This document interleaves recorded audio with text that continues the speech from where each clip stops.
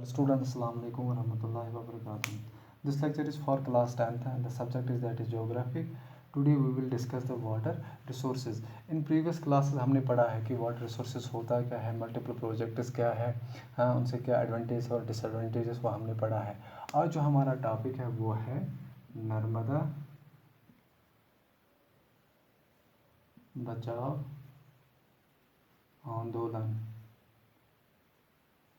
ये 1982 में हुआ है. पहले हम देखेंगे कि नर्मदा कहाँ है, ये क्या है एक्चुअली.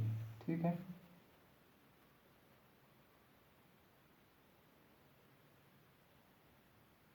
एक्चुअली ये रिवर है. ठीक है, जो ये रिवर है ये अमरकंता प्लेट्यू से निकलकर, यहाँ पे अमरकंता प्लेट्यू है, कंता प्लेट्यू से निकलकर, अमरकंता प्लेट्यू कहाँ पे है, मीन्स कि ये एमपी है, मध्य प्रदेश. ठीक है, यहाँ से निकलकर ये गुजरात में है, गुजरात से निकलकर ये गुल्फा खंबत से ये फ्लो होता है, गुल्फा खंबत बस देन आफ्टर ये अरबियन सी में फ्लो होता है. ठीक है, तो ये क्या है कि नर्मदा बचाओ आंदोलन, ये एक आंदोलन था, मीन्स कि एक प्रोटेस्ट था टुवर्ड्स द नर्मदा. ठीक है, कि हमें नर्मदा को बचाना है, हमें नर्मदा रिवर को बचाना है. अगर हम 1947 के बाद की बात करें, ठीक है, इसके बाद जो यहाँ पे इश्यूज़ आ रहे थे 1947 के बाद, बहुत सारे रिवर्स पे डैम्स बनने लगे. ठीक है, और इस तरह नर्मदा रिवर पे भी एक डैम बनना स्टार्ट हुआ था. लेकिन क्या हुआ कि यहाँ पे एक एनजीओ, नॉन गवर्नमेंट ऑर्गेनाइजेशन, एक एनजीओ था, मीन्स कि एक ऑर्गेनाइजेशन था, उसने उसे कहा कि नहीं, आप इस रिवर पे डैम नहीं बना सकते हो. इस डैम का नाम था सरदार सरोवर डैम. ठीक है, ये एक डैम था.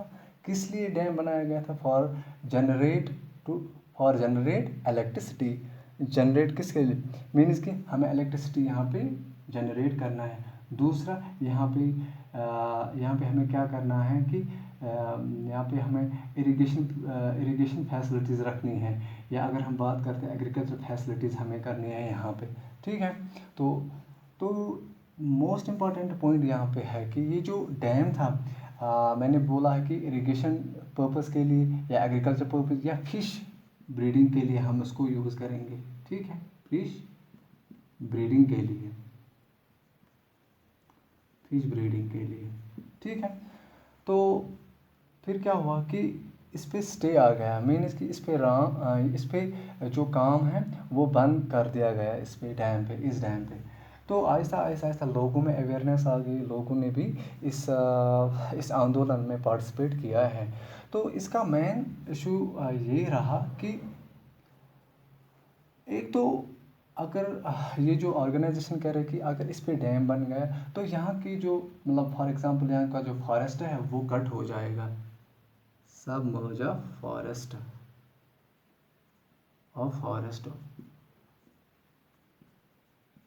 वो तो ख़त्म हो जाएगा. दूसरा इसका ये पॉइंट भी है, दूसरा इसका इशू ये भी है कि यहाँ पे क्या हो जाएगा, डिस्प्लेसमेंट ऑफ अ पीपल.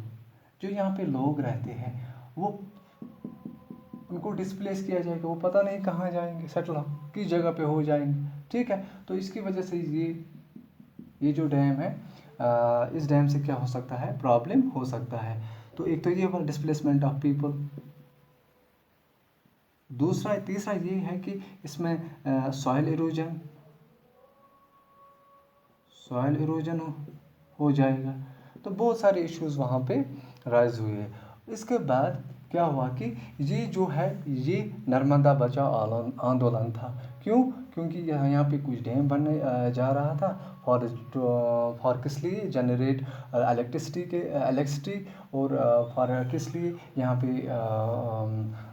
पे जो ये जो एग्रीकल्चर सेक्टर जो है उसको क्या करना है, उसको कल्टीवेट करना है। या अगर हम बात करते हैं कि हमें रिजर्व करना है वाटर को फॉर किस लिए, फॉर एग्जांपल वाटर सिकैरिटी के लिए, तो वो हो यहाँ पे ऐसे ऐसे प्रोसीजर्स उन लोगों ने बोला है। लेकिन यहाँ पे कुछ इसके कुछ डिसएडवांटेजेस भी यहाँ पे राइज हुए हैं। वो है समर्ज ऑफ फॉरेस्ट हो सकता है, डिस्प्लेसमेंट ऑफ पीपल हो सकता है, सॉइल ओरिजिन हो सकता है, तो जिसकी वजह से ये एक आंदोलन चला। ठीक है, इसके बाद अगर हम बात करते हैं, फोर्थ पॉइंट इसमें ये है कि rain harvesting. Rain harvesting point यहाँ पे एग्जिस्ट हो रहा है।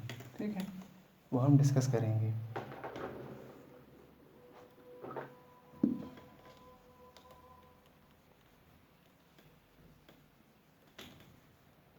रेन हार्वेस्टिंग मीन्स, ये फोर्थ वाला पॉइंट है इसमें, rain water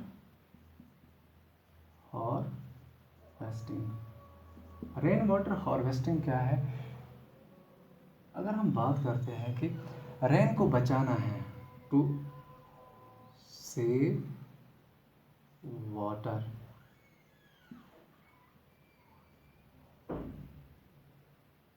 to save water, हाँ, या टू सेव, अगर हम बात करते हैं रेन, हमें रेन को स्टोर करना है, सेव करना है, बचाना है।